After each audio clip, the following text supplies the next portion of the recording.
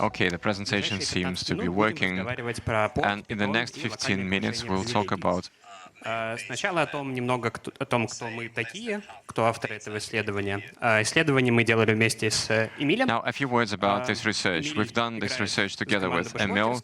Emil plays for Bash Workers, same as myself, and sometimes we do research together, and this is the research that we'll share today. Emil does speak at conferences. You may have heard about his presentations on various security issues. He also spoke at PhDs. And initially, this problem was identified by Emil. He wrote to me and asked me to help exploit it, and I agreed, and hence the study. It is a little bit like a CTF write-up, and it's in three components. First, I'll talk about what Apport is, then I'll describe the exploit that we found, and thirdly, I'll describe how we try to go about it. So, what is Apport?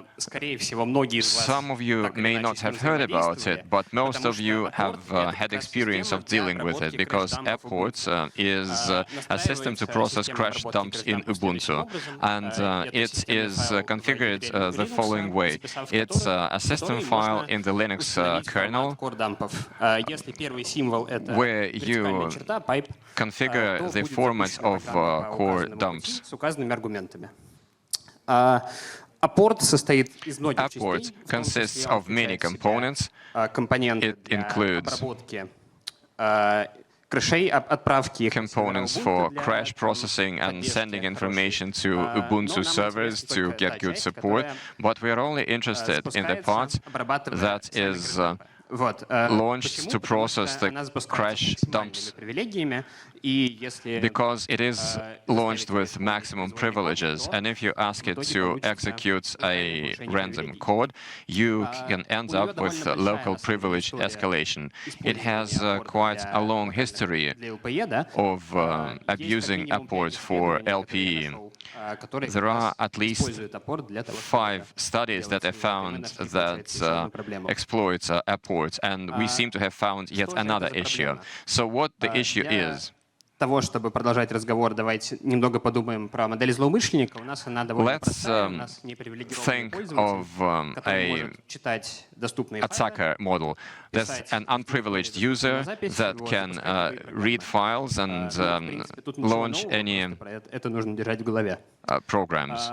Итак, для того, чтобы собрать информацию о процессе, to gather information on the process, that is the main function of Apport, it does some additional steps. First, it checks whether a file is an interpreter. This is what we see on lines 4 to 16 in this slide.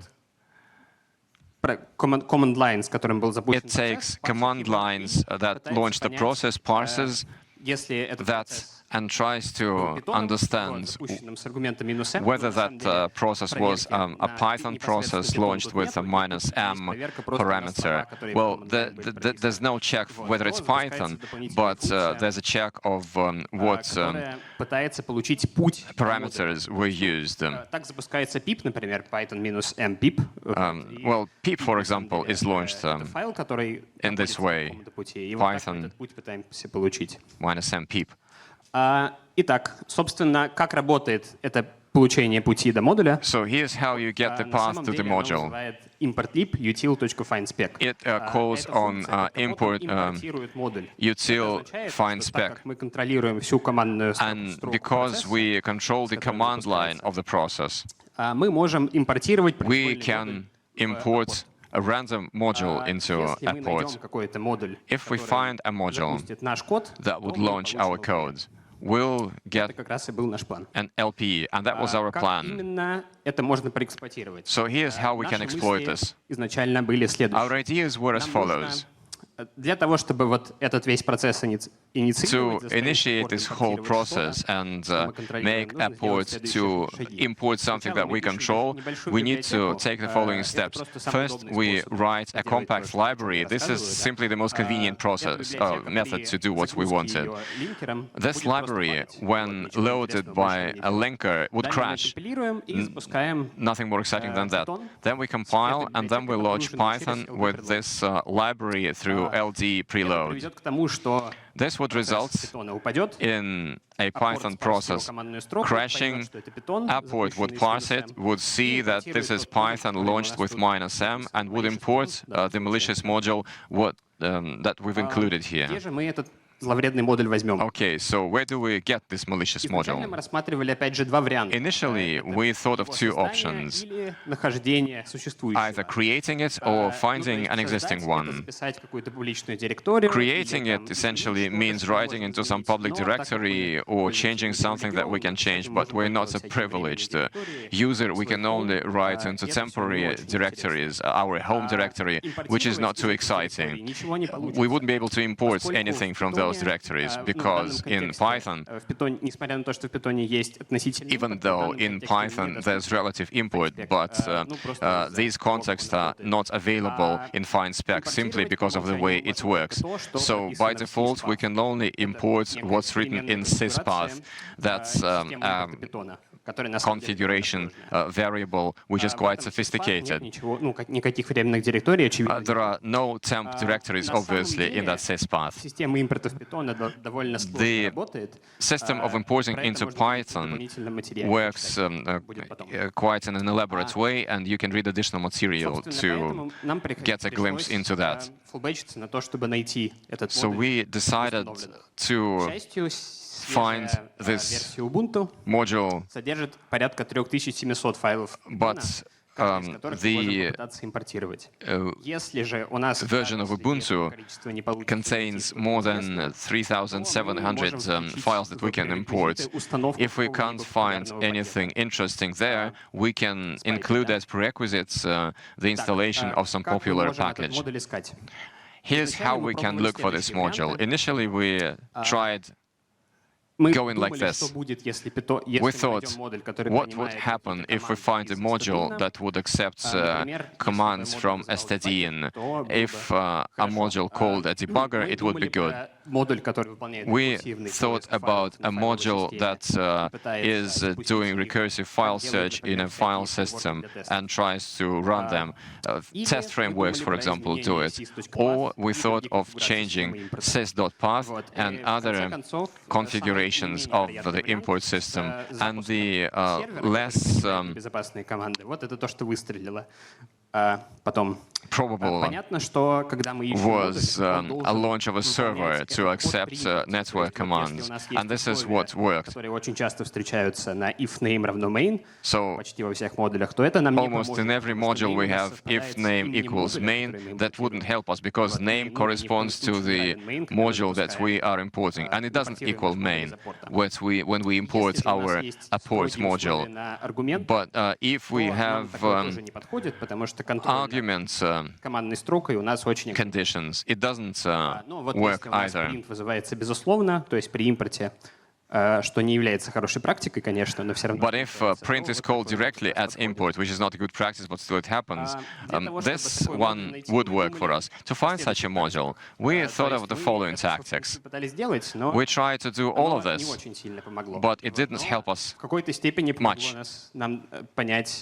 However, it did help us to understand what we want to look for. We tried to look at the Python syntaxes tree to remove the definitions and the constants that are not of interest for us, and try to look for a code that is executed unconditionally. But we weren't able to do that, because when you do that, you've got to think of many places and to write a lot of exclusions. It's almost impossible. Dynamic analysis is also what we try to do, launching Apport under strace and looked at at what calls it made. We looked at logs. Apport has its own logs, and we looked at Python audits. Python has this add audit hook that writes some nice things, some of which could be useful for us. It writes import events, it writes import configuration change events, it writes file execution events, but it's very difficult to analyze.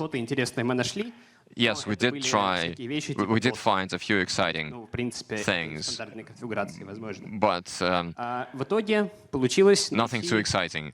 Ultimately, we weren't able to find a module in the default Ubuntu configuration, but we found a popular package by installing which you open your system to a local privilege escalation.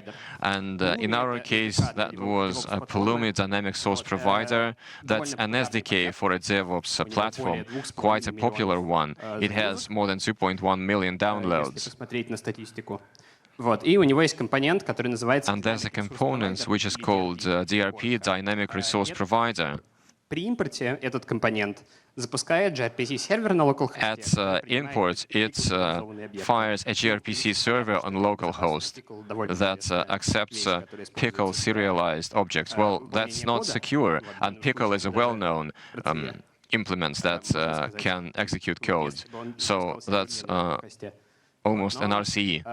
И, собственно, это все происходит без всяких оберток, типа if name равно main, про который я говорил. And that happens without anything like if name, no name that I talked about. And the final exploit looks as follows. First, we generate a line, and I'm showing it here in full.